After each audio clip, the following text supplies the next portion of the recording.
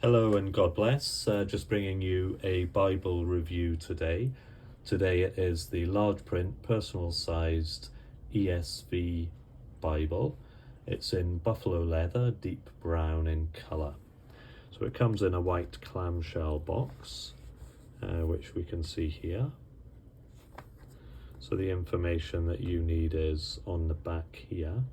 It's a 12-point type, double column paragraph format. The words of Christ are in red.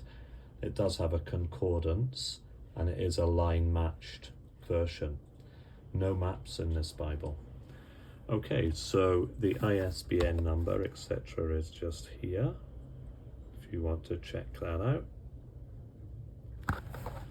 So if your eyesight is becoming a bit of an issue and you want a larger print Bible, this one is great because it's a good size to carry. You know, it's not much bigger than my hand. In fact, let's measure it just to get those measurements down. So we're looking at sort of just a bit shy of 9 inches by 5.5 inches by about 1.5 inch. And of course the text block itself slightly smaller, coming in just under 8.5 by 5. Okay, so it's quite comfortable to carry. I mean, it is a little chunky, I suppose, but comfortable, not too heavy. And the dark brown buffalo leather is really nice to the touch. It's a pebbly grain, a lot of texture on there, 4 raised spine hubs, and the gold embossing I think looks really good against the dark brown. So it's not pressed into the leather, it's on top of the leather, but it does look really good.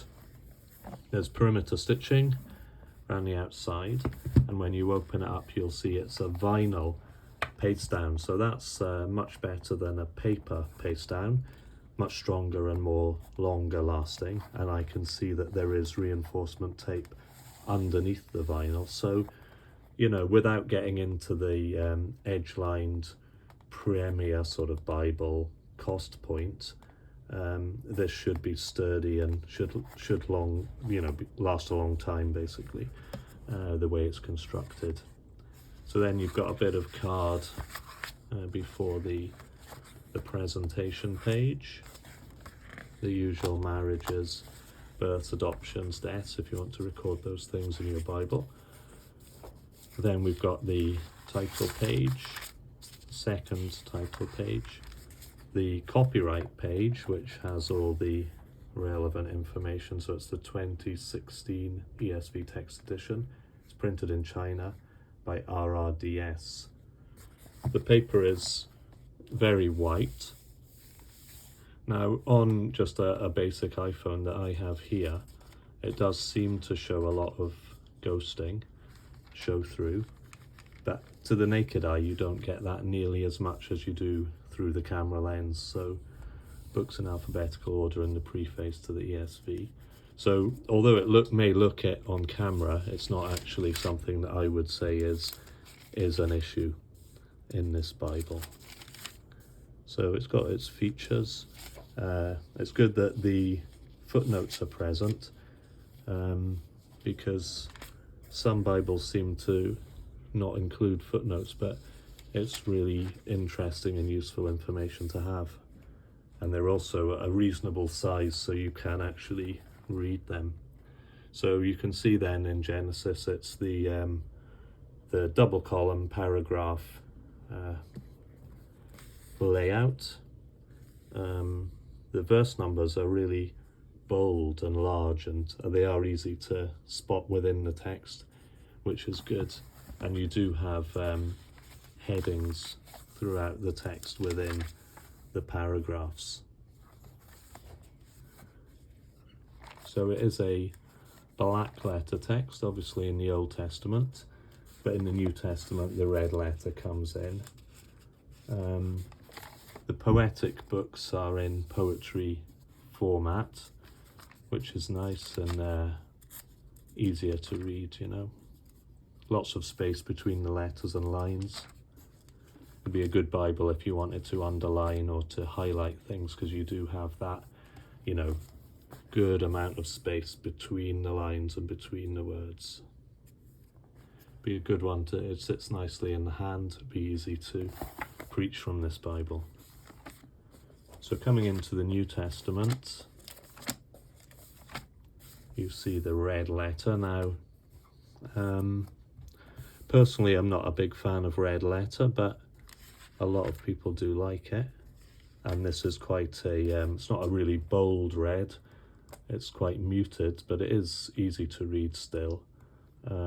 Although to me, the black seems to sort of stand out more against the red than the red against the black, if you know what I mean. But anyway, if they had done the verse numbers in black, they would really stand out. But there it is. It is what it is, as they say. So the red letter is there, right through to the end of the Bible. Some Bibles use red letter just for the Gospels, but in this it's right through to the end. You can see there at the end of Revelation. So after that we just have table of weights and measures, concordance. So it's you know, reasonable concordance, but I don't know if you've ever used a concordance in a carry Bible.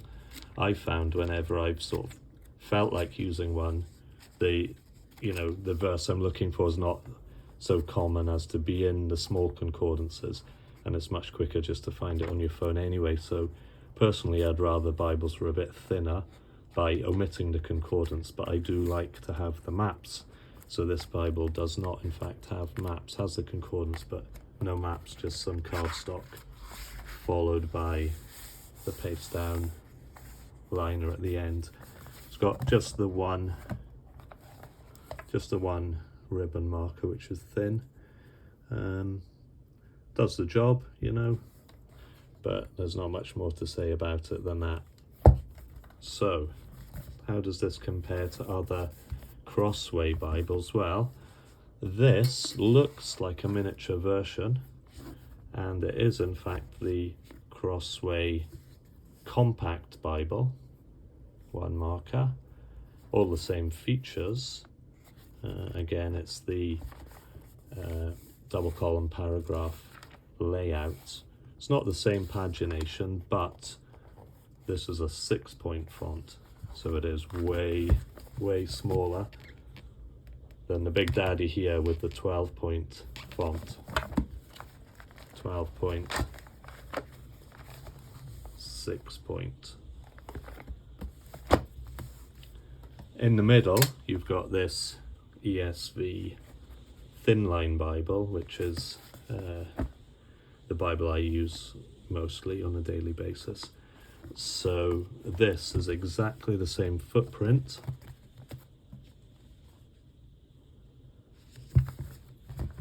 but obviously the thin line is thin and it is like half the size, but it has an 8-point font, same double column paragraph, but 8 as opposed to the larger 12.